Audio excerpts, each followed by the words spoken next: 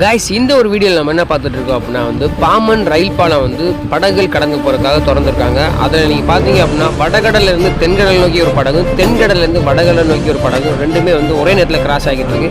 So அதை தான் நம்ம இப்போ வந்து பார்த்துக்கிட்டு இருக்கோம். ஸோ பார்க்குறக்கே செம அழகாக இருந்துச்சு.